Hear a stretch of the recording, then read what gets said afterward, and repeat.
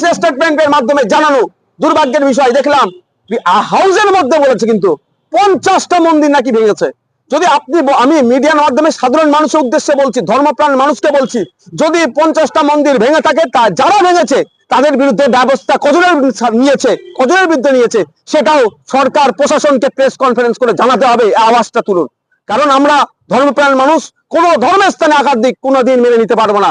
আর যদি মিথ্যা হয়, মিথ্যা প্রচার করার জন্য, মিথ্যা প্রচার করে মানুষের মধ্যে সম্প্রীতি ঐক্য বিনষ্ট করার জন্য যারা মিথ্যা প্রচার করছে তাদের বিরুদ্ধে কি ব্যবস্থা নিয়েছে বা নেবে সেটা প্রেস কনফারেন্স করে প্রশাসনকে বলতে হবে। অন্যথায় জানবো শুভেন্দু অধিকারীকে দিয়ে বলিয়ে হিন্দু মুসলমানের বিভাজন করে একটা ভোট তৃণমূলের কাছে রাখতে চাইছে আর একটা ভোট বিজেপির কাছে রাখতে চাইছে। এই ভোটটা ভাগাভাগি করে ওরা করে তৃণমূল আর বিজেপি শাসক আর অপোজিশনে থাকতে চাইছে। আমরা দেখেছি আজকে শুভেন্দু অধিকারী যা বক্তব্য দিয়েছে, ঠিক হচ্ছে রাজ্যের সমস্যা বা দেশের সমস্যা কোনো কথা নেই, বা বাংলাদেশ ইস্যু নিয়ে তারা সভা করেছে সেইটা নিয়ে একদমই ফেলেছে, কিন্তু পুরো বক্তব্যের মধ্যে বেশিরভাগ উস্কানি। এই যে বারবার উস্কানি দিচ্ছে, এর আগে আমরা দেখেছিলাম নবান্ন অভিযানের সময় বলেছিল যে লাশ পড়বে, এই যে বারবার উস্কানি দিচ্ছে, কি মনে করেন শুভেন্দু অধিকারীকে গ্রেফতার করা উচিত? আরে মমতা ব্যানার্জি করবে, মমতা ব্যানার্জি টিএমসি সরকার তো ছেড়ে রেখেছে।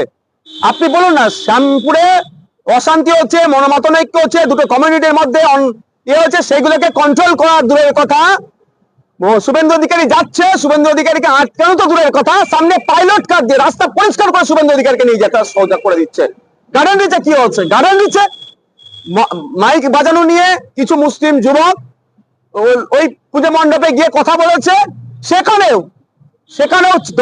বাঘ বিতণ্ডাটায় জড়িয়ে পড়েছে, হাতাহাতি হয় না, তর্ক বিতর্ক হচ্ছে, সেরকম কিছুই হয়নি।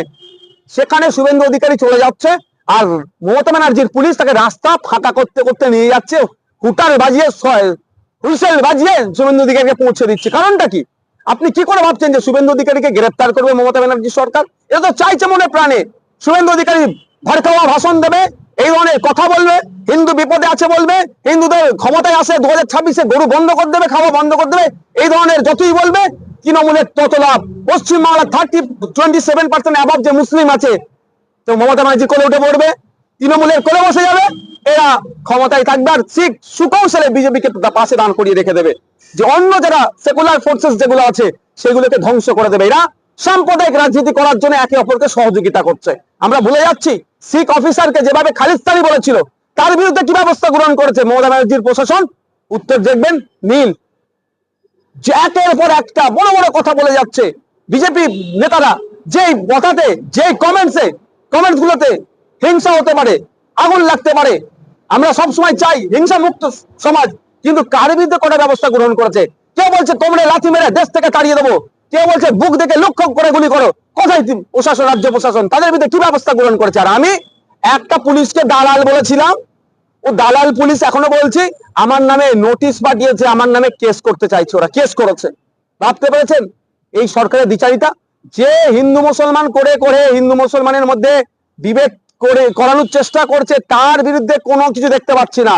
আর একটা দালাল অফিসারকে দালাল বলেছি বলে আমার নামে একাধিক ধারায় মামলা করেছে রাজ্য প্রশাসন। এই রাজ্য প্রশাসনের দ্বিচারিতা সাধারণ মানুষকে বলবে একটু দেখুন। প্রশ্ন করবেন, এরা উত্তর না দিয়ে পালাবে। মণিপুর কি ইন্ডিয়ার বাইরে নাকি? যেভাবে বাংলাদেশকে নিয়ে বলছে, বলা অবশ্যই দরকার, অন্যের বিরুদ্ধে আমরা ছিলাম, আছি, থাকবো। আমরাও বাংলাদেশের বিষয়ে বাংলাদেশের সংখ্যালঘু হিন্দুদের পাশে, আমরা সারা পৃথিবীর সংখ্যালঘুদের পাশে আমরা থাকবো। কিন্তু যেভাবে করছে মণিপুর নিয়ে যদি 10 মিনিট এটা করতো, হয়তো 2 বছরে প্রায় 400 জন খুন হয়েছে, 50,000-এর অধিক মানুষ ঘর ছাড়া হয়েছে, প্রায় 2000 বাড়ি পুড়িয়ে দিয়েছে, ধর্মের স্থান গির্জা থেকে শুরু করে বিভিন্ন ধর্মের স্থান আক্রান্ত হয়েছে, সেই নিয়ে কোনো কথা নাই। উত্তরপ্রদেশে সংখ্যালঘু হিন্দু মুসলমানদের উপরে দমন পীড়ন চলছে, খাজা হুজুরের মাজার শরীফকে দিয়েও এরা নোংরামি করতে ছাড়ছে না, এরা দিল্লির জমা মসজিদকে নোংরামি করতে চাইছে না, ছাড়ছে না। এখানে কোনো কথা নেই তো, ওখানে তো সংখ্যালঘুদের উপর আক্রমণ হচ্ছে, সংখ্যালঘুদের ভাবাবেগ আক্রমণ হচ্ছে, সংখ্যালঘুদের ভালোবাসার জায়গার উপর আক্রমণ হচ্ছে। কথা বলতে দেখেছেন? এরা শুধুমাত্র ভোট আর নোটকে ভালোবাসে। আমরা দেখেছি যে নওশাদ সিদ্দিকী চৌরঙ্গি মোড় অবরোধ করলে তাকে টেনে হিঁচড়ে গ্রেফতার করা হয়, আর রানী রাসমণি রোডে দাঁড়িয়ে শুভেন্দু অধিকারী ভড়কাও ভাষণ দিচ্ছে, কিন্তু তার বিরুদ্ধে কোনো অ্যাকশন নেবে না তো। এরা এরা তো মনে প্রাণে চাইছে এই ধরনের ভড়কাও ভাষণ দিয়ে মানুষের মনের মধ্যে ধর্মীয় বিভাজন তৈরি করে দাও। ধর্মীয় বিভাজন তৈরি করে দেওয়ার পরে কি হবে, তৃণমূল নামবে আসরে কিছু মলি সাহেব ইমামকে ভাড়া করে যে মমতা ব্যানার্জি আমাদেরকে বাঁচিয়ে নেবে, ভোটটা আমাকে দাও, আর বিজেপিকে বিজেপির ভোটটা করিয়ে দাও। এই তো দেখছি এদের তো একের পর একটা এই ধরনের মন্তব্য করে যাচ্ছে, এদের বিরুদ্ধে তো কঠোর ব্যবস্থা নেওয়া দরকার। ব্যবস্থাটা দূরের কথা, দেখুন এদেরকে আরো উৎসাহিত করছে। শুভেন্দু অধিকারী যেখানে যাচ্ছে সামনে পাইলট কাজ চলে যাচ্ছে, রাস্তা ফাঁকা করছে। যাও তুমি যে তোমার মনের মতো মন খুলে মানুষের মধ্যে এমন বক্তব্য দাও যাতে মানুষের মধ্যে বিভেদ তৈরি হয়ে যায়। আর কি করছে, ছাড়ছে না কিন্তু ওই রানী রাসমণি রোডেও কিন্তু তৃণমূল বিভাজনের রাজনীতি করতে ছাড়ছে না। কল্যাণবাবু কদিন আগে কি বলেছে শুনলাম, 20-30 জন নাকি নামাজ পড়লেই মসজিদ হয়ে যাবে। এই ধরনের অবঞ্চিত মন্তব্যগুলো বন্ধ হওয়া দরকার। আপনি কি মনে করেন শুভেন্দু অধিকারী গ্রেফতার করা উচিত? দেখুন যেভাবে কথা বলছে, একটা ধর্মকে টার্গেট করে মানুষের মধ্যে বিভেদ তৈরি হচ্ছে, আমি তো চাইবো আগে সর্বপ্রথম পুলিশ কি অ্যাকশন নিচ্ছে। আমি যদি বলি গ্রেফতার না গ্রেফতার, তার থেকে বড় কথা দেখতে চাই পুলিশ কি ব্যবস্থা করতেছে। পুলিশ যদি ব্যবস্থা নিতে না পারে, পুলিশের দপ্তরটা নওশাদ সিদ্দিকীর হাতে ছেড়ে দিক। স্বরাষ্ট্র দপ্তর এবং পার্বত্য বিষয়ক একসাথে related hill and home affairs আমার হাতে, হোম অ্যান্ড হিল অ্যাফেয়ার্স আমার হাতে ছেড়ে দিক। এই ধরনের বক্তব্য বলা আর কেউ সাহস দেখাতে পারবে না। হিন্দুরা ওপার বাংলার হিন্দুদের মতো সংকটে রয়েছে, ওপারে ইউনিট যায়, এপারে মমতা তাই। দেখুন ব্যাপারটা হচ্ছে, এরা সংখ্যালঘু দরদি বলছেন, কিন্তু সংখ্যালঘু দরদি হলো আপনার মণিপুরের কথা এরা ভাবছে না। এরা সংখ্যালঘু দরদি কিন্তু উত্তরপ্রদেশের সংখ্যালঘুদের কথা ভাবছে না। এরা সংখ্যালঘু দরদি বলছেন কিন্তু উত্তরাখণ্ডে সংখ্যালঘুদের কথা ভাবছে না। এরা সংখ্যালঘু দরদি বলছে আর সংখ্যালঘুদের ওয়াকফ প্রপার্টি লুট করার জন্য অ্যামেন্ডমেন্ট নিয়ে এসেছে। এই যে বিজেপি নেত্রী এবং বিধায়িকা বিধানসভার সামনে দাঁড়িয়ে বলেছেন যে চিন্ময় প্রভুকে যদি বাংলাদেশ সরকার বা বাংলাদেশ যদি লোকের আচর দেয়, তাহলে পশ্চিমবাংলার হিন্দুরা পশ্চিমবাংলার আগুন জ্বালিয়ে দেবে। কথাটা আমি বুঝতে পারলাম, ওনাকে পরোক্ষ প্রশ্ন করেছিলাম, উনি সঠিক উত্তর দিতে পারেননি। কি বলবেন? যদি এই ধরনের কথা বলে থাকে, কতটা অবান্তর কথা বলুন তো, কতটা যুক্তিহীন কথা বলেছে। আর এবার ইন্টারন্যাশনাল ইস্যু, এত চিৎকার চেঁচামেচি না করে সবাই মিলে একটা চিঠি দাও না দেশের প্রধানমন্ত্রীর কাছে। ওনাদের দলেই তো বিজেপি রাজ্যের বিরোধী দলের নেতা আছে, অগ্নিমিত্রা পল ম্যাডাম হচ্ছেন বিজেপির টিকিটে নির্বাচিত একজন এমএলএ। তা ওনারা কেন তাদের লেটার হেডে দেশের সরকারকে, আমাদের ইন্ডিয়ান সরকারকে চিঠি দিয়ে বাংলাদেশের বিষয়ে অবস্থানে স্পষ্ট করতে? আমি অনেক কথা বলেছি বাংলাদেশ নিয়ে, আমি বলছি আপনাদের, আমি চাই ডে ওয়ান থেকে বলছি, আজকেও বলছি, আমার দেশের অবস্থান কি, দেশের foreign minister, external affairs minister থেকে শুরু করে স্বরাষ্ট্র দপ্তর, দেশের প্রধানমন্ত্রীর অবস্থান জানতে চাই বাংলাদেশ নিয়ে। আমার দেশের প্রধানমন্ত্রী মোদীজির অবস্থান কি, দেশ কি বলছে বাংলাদেশ সম্পর্কে, ইন্টারন্যাশনাল ইস্যুতে তারা মুখ খুলছে না কেন, তারা খামোশ কেন বসে আছে, এটা জানতে চাইছি। আর তাদের দলে এগুলোকে নিয়ে রাস্তায় ছেড়ে দিয়েছে, যে যা করছে এখানে হিংসা তৈরি করা, আগুন নিয়ে খেলা করছে। কি বলছে, আগুন লেগে যাবে। তো ব্যাপারটা হচ্ছে ভাই, যদি আগুন লাগে, সে আগুন লাগিয়ে দেবে। যদি আমার হিন্দু ভাইরাও অত সহজ নয়, ওনার কথা শুনে হিন্দুরা আগুন লাগিয়ে দেবে, অত সহজ নয়। হিন্দু ওনার কিনা সম্পত্তি নয় বিজেপির, যে হিন্দু বললে, উনি বললে হিন্দুরা আগুন লাগিয়ে দেবে, অত সহজ নয়।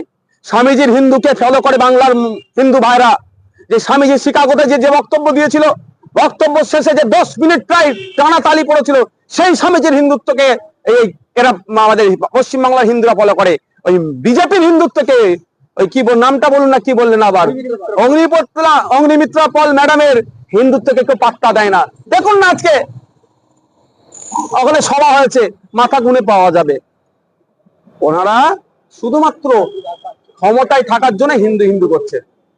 আমরা দেখছি যে বাংলাদেশের সংখ্যালঘুদের উপরে যদি অত্যাচার হয়ে থাকে, খুব নিন্দনীয়, আমরাও নিন্দা করছি। কেন আমরা যে দেশের সংখ্যালঘু অত্যাচার তার প্রতিবাদ করবো, কিন্তু আমরা দেখতে পাচ্ছি যে মণিপুরে আগুন জ্বলছে বেশ কয়েক বছর ধরে।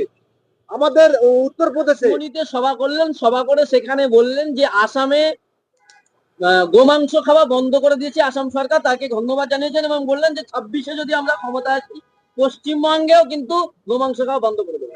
সর্বপ্রথম বলি, অসম সরকার যে অসাংবিধানিক কাজ করেছেন, সংবিধান বহির্ভূত কাজ করেছে, সংবিধানের আর্টিকেলে ধর্ম বর্ণ নির্বিশেষে মানুষের চলাফেরার স্বাধীনতা, খাদ্যাভ্যাসের স্বাধীনতা, বাসস্থানের স্বাধীনতা, বাক স্বাধীনতা যেগুলো উল্লেখ আছে, যেগুলো ক্রমশ বিজেপি পরিচালিত সরকারগুলো, কি কেন্দ্র সরকার কি রাজ্য সরকারগুলো যেভাবে কেড়ে নিচ্ছে, সংবিধান বহির্ভূত কাজ করছে, এটাকে তিনি একজন আইনসভার সদস্য হিসাবে কিভাবে সমর্থন করলো সেটা প্রশ্ন থেকে যাচ্ছে।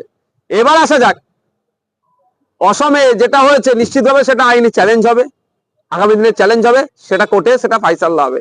এখন প্রশ্ন আমার এখানে আপনাদের বলি, বিজেপি দুটো জিনিস ভালো করে জানে, একটা হচ্ছে নোট আর একটা হচ্ছে ভোট।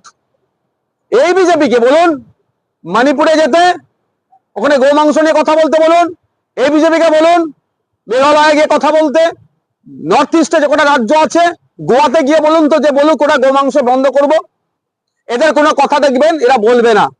ওখানে ভোটের জন্য এরা গোমাংসটা গোমাতার এদের ভাষাতে গোমাতার প্রতি এদের তোমার ভালোবাসা থাকবে না। উল্টে যদি বলার দরকার বলে দেবে তোমরা বেশি করে গোমাংস খাও, কোনো অসুবিধা নেই, মানে ভোটের দরকার। আর এই বাকি জায়গাগুলোতে নোটের দরকার। আমরা জানি পশ্চিমবাংলা, উড়িষ্যা, অসম এই সমস্ত এলাকাতে প্রচুর গরু আছে। আমরা যারা জানি বা অনেকে জানেন না তাদের উদ্দেশ্যে বলা হচ্ছে, পশ্চিমবাংলার কথা আমি যদি বলি, গোমাংস বিক্রি হচ্ছে খুব বেশি হলে 1 কেজির দাম 250 টাকা, 250। এরা সুকৌশলে এই গোমাংস গুলোকে এখানে খাওয়া বন্ধ করতে চাইছে কেন? অসমে বন্ধ করতে চাইছে কেন? ইউপিতে বন্ধ করেছে কেন? কারণটা হচ্ছে এটাই, ইউপিতে গোমাংসের দাম 200 টাকা কিলো, সেই গোমাংসটা প্যাকেটজাত করে প্যাকেটে সুন্দর করে দিয়ে সৌদি আরবে পাঠাবে, মিডল ইস্টে পাঠাবে, ইউরোপে পাঠাবে, আমেরিকাতে পাঠাবে, লাতিন আমেরিকাতে পাঠাবে, সেটা 1000-1200 টাকা করে কিলো হয়ে যায়। এরা ব্যবসা করার জন্য, এটা সত্যিকারের অর্থে যদি ধর্মকে মেনে, যদিও আমার যতটুকু জানা আছে হিন্দু ধর্মেতে কোনো জায়গায় গোমাংস খাওয়া নিয়ে নিষিদ্ধ নয়। থাকলে যদি থেকে কেউ যদি আমাকে জানায়, সেটাকে আমি প্রত্যাহার করে নেবো আমার কথাটাকে। কারণ আমি ইতিপূর্বে যতজনের সাথে কথা বলেছি, নির্দিষ্টভাবে কেউ আমাকে বলতে পারেনি যে এইটা যে নিষিদ্ধ আছে। আমি সেই বিষয়ে যাচ্ছি না, খাওয়া বৈধ কি অবৈধ ধর্মীয় মতে। কিন্তু ইন্ডিয়াতে, পশ্চিমবাংলাতে, অসমের মুসলমান গোমাংস খেলে গোমাতাকে ওদের অপমান হয়ে যাবে। আর উত্তরপ্রদেশের ওখানে মানে হিন্দু ভাইরা, নন মুসলিমরা গোমাতাকে আমেরিকায় বিক্রি করলে সৌদির মুসলমানকে খাওয়াচ্ছে, দুবাইয়ের মুসলমানকে খাওয়াচ্ছে, আপনার ইরানের মুসলমান খাচ্ছে, শারজার মুসলমান খাচ্ছে, জর্ডানের মুসলমান খাচ্ছে, কুয়েতের মুসলমান খাচ্ছে, সেখানে কারো প্রতিবাদ নাই। ব্যাপারটা বুঝতে হবে, ওখানে নোটের ব্যাপার আছে। এখানে 250 টাকা কিলো, ওখানে 1000 টাকা কিলো, তাহলে 1 কিলোতে 750 টাকা লাভ হচ্ছে। এই পলিটিক্স চলছে। আপনারা তো দেখিয়েছেন অনেকে, যখন আপনারা ছিল আপনার এই উপনির্বাচনের সময় উত্তরপ্রদেশে একটা গোডাউন থেকে কত কেজি কত টন গোমাংস উদ্ধার হয়েছে। কারণটা কি? এক্সপোর্ট করতো। আপনাদেরকে বলছি, আপনাদের মাধ্যমে শুভেন্দু বাবুর কাছে বলতে চাই, গোমাংস তো বলছে বন্ধ করে দেবেন, আর নূর আল কাবির এই ধরনের মুসলিম নাম দিয়ে যারা আমাদের দেশ থেকে বিদেশে বিফ এক্সপোর্ট করছে, সেগুলো কি বন্ধ করতে পেরেছেন? বরং না, বন্ধ তো দূরের কথা, বিফ এক্সপোর্টে আমাদের দেশ টপ 10-এ চলে গিয়েছে। এটা বুঝতে হবে। সাধারণ আমি হিন্দু সমাজের মানুষের উদ্দেশ্যে বলবো, আপনাদেরকে বোকা বানিয়ে এরা ভোটক নিতে চাইছে, নোটক কামাতে চাইছে বিজেপি। তাই আপনাদের বলবো, আগে আপনারা আওয়াজ তুলুন। যে সমস্ত রাজ্যে অলরেডি গোমাংস ভক্ষণ নিষেধ আছে, তার প্রথম যদি হটলিস্টে থাকে হচ্ছে উত্তরপ্রদেশ, হরিয়ানা। এই উত্তরপ্রদেশ, হরিয়ানা থেকে যে সমস্ত গরুর মাংস জবা করে, রীতিমতো জবা করে বলছে, হালাল করে ওখানে পাঠাতে হয়। কারণ যদি ওরা হালাল না করে, ওরা টেস্ট করবে ল্যাবরেটরিতে, ওইগুলো সব ফেরত পাঠিয়ে দেবে। একটা সময় ছিল তখন ফেরত পাঠিয়ে দিয়েছিল, তারপরে অনেক ওটাকে আবার সমস্যা কাটিয়ে উঠেছিল। তো হালাল করে যারা উত্তরপ্রদেশ থেকে, হরিয়ানা থেকে গোমাংস সৌদির মুসলমানদের খাওয়ার জন্য পাঠাচ্ছে, এখানকার যারা হিন্দু ধর্মের রক্ষাকর্তা তাদেরকে প্রশ্ন করুন যে আপনারা তো গোমাংস মুসলিম ভাইরা খাবে না বলে বন্ধ করলেন, কিন্তু সৌদি আরবের মুসলিম ভাইদের খাওয়াচ্ছেন কেন? আপনার দুবাইয়ের মুসলিম ভাইদের খাওয়াচ্ছেন কেন? এই প্রশ্ন হিন্দু ভাইদেরকে বলবো আপনারা করুন। কারণ এরা ভোট আর নোটে নিজেরাই ব্যস্ত আছে। সাধারণ মানুষ আজকে তলনিতে, আজকে টাকার দাম ক্রমশ কমছে, বেকারত্বের শীর্ষে দেশ এগিয়ে যাচ্ছে, নিত্য প্রয়োজনীয় জিনিসের দাম বেড়ে যাচ্ছে, গ্যাস, পেট্রোল, ডিজেল মানুষ কিনতে অতিষ্ঠ হয়ে যাচ্ছে, মানুষের রুজি রুটি নিয়ে প্রশ্ন উঠে যাচ্ছে। কাজ নাই, বেগম এই নিয়ে এদের কোনো চর্চা নয়। এগুলো থেকে ঘুরিয়ে শুধু ধর্ম নিয়ে খেলাতে মেতে উঠেছে। আজকে শুভেন্দু অধিকারী এও বলেছেন, আমরা জানি যে কদিন আগে যেটা মুর্শিদাবাদের বেলডাঙ্গাতে যে ঘটনাটা ঘটেছিল, সেই ঘটনাকে কেন্দ্র করে শুভেন্দু অধিকারীর বক্তব্য, সেখানে নাকি মুসলিমরা 50টা মন্দির ভেঙে দিয়েছে এবং গার্ডেন ডিস আরো শ্যামপুর বিভিন্ন জায়গায় নাকি হিন্দুদের মন্দির ভাঙা হয়েছে, যে কোনো সরকারি কোনো রিপোর্টে নেই বা এইরকম ধরনের কোনো কেসও নেই। কিন্তু শুভেন্দু অধিকারী আজকে এই মিথ্যা বক্তব্যগুলো আছে। আমি দেখুন শুভেন্দু অধিকারী কতটা মানে সত্য কথা বলছে প্রশ্ন থেকে যায়। আপনি যে কথা বললেন গতকাল বিধানসভার মধ্যে, গতকাল কি পরশুদিন বিধানসভার মধ্যে উনি দাঁড়িয়ে বলেছেন 50টা হিন্দু সমাজের মানুষের ধর্মস্থান অর্থাৎ মন্দির ভেঙেছে। যদি এই ধরনের হয়ে থাকে চরম অন্যায় হয়েছে। সাথে সাথে রাজ্য পুলিশের কাছে আমি জানতে চাই, প্রেস স্টেটমেন্ট দিক, এই মন্দির যদি কেউ ভেঙে থাকে তাদের কজনের বিরুদ্ধে অ্যাকশন নিয়েছে। আর যদি না ভেঙে থাকে এইভাবে মিথ্যা প্রচার করার জন্য শুভেন্দু অধিকারীর বিরুদ্ধে রাজ্য প্রশাসনের সর্বোচ্চ কর্তা যিনি মমতা ব্যানার্জি কি ব্যবস্থা গ্রহণ করেছেন, কি সুমোটো করেছেন, সেটা আমরা দেখতে চাই। এটা আমি কিন্তু বলবো না, আমি প্রয়োজনে আরটিআই করবো, বেলডাঙ্গা থানাতে আরটিআই করবো। ওই সময় কত ফেক কেস, মানে কত কেস হয়েছে, কি কি কেস হয়েছে সেটা আমি জানতে চাইবো। কারণ যেভাবে মিথ্যাচার করে মানুষের মধ্যে, সমাজের মধ্যে বিভেদ লাগাতে চাইছে মমতা ব্যানার্জি সরকার চুপচাপ বসে সব মজা দেখছে। মমতা ব্যানার্জি দোষী করছে, এর বিরুদ্ধে কন্ডেম করা, এর সত্যটা প্রেস স্টেটমেন্টের মাধ্যমে জানানো। দুর্ভাগ্যের বিষয় দেখলাম হাউসের মধ্যে বলেছে কিন্তু 50টা মন্দির নাকি ভেঙেছে।